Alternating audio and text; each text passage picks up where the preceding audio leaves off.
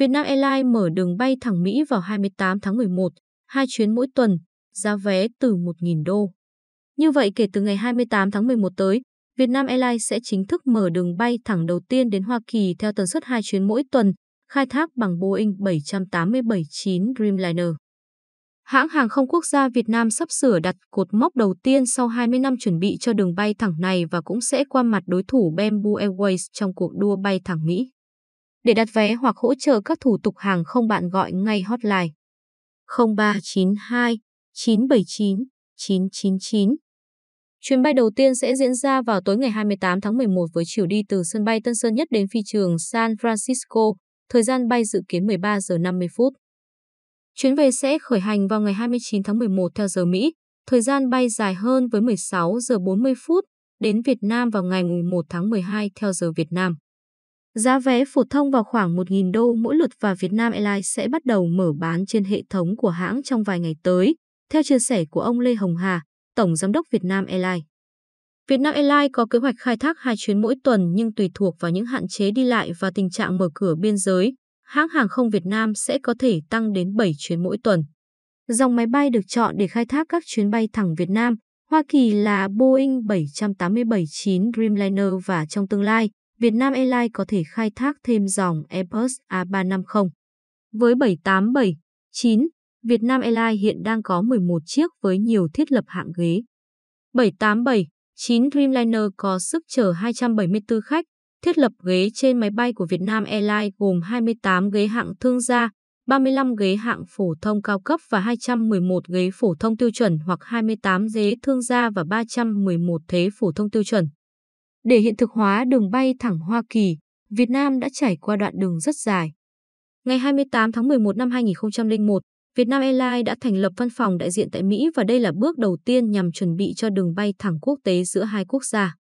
Kể từ đó, Vietnam Airlines đã phát triển các kế hoạch khai thác nhưng một trong những vấn đề mà hãng đối mặt đó là thiếu loại máy bay có thể khai thác hiệu quả đường bay thẳng quốc tế. Giờ đây với 787 Dreamliner, giấc mơ bay thẳng Mỹ đã được hiện thực hóa nhưng thách thức vẫn còn. Vietnam Airlines cần thời gian và nỗ lực để đường bay này mang lại lợi nhuận.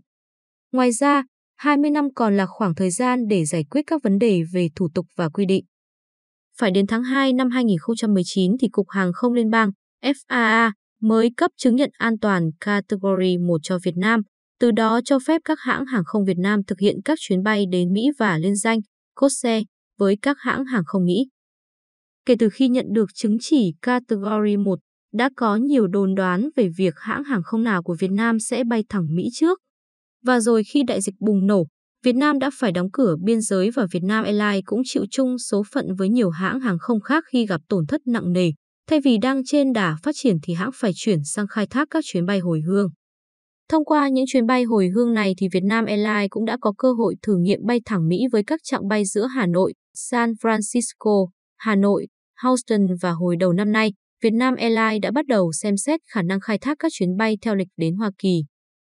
Giờ đây với việc mở rộng tiêm chủng và có được các chứng chỉ cần thiết, Vietnam Airlines đã sẵn sàng vươn cánh với tư cách là hãng hàng không quốc gia Việt Nam khai thác các chuyến bay thẳng đầu tiên giữa Việt Nam và Hoa Kỳ.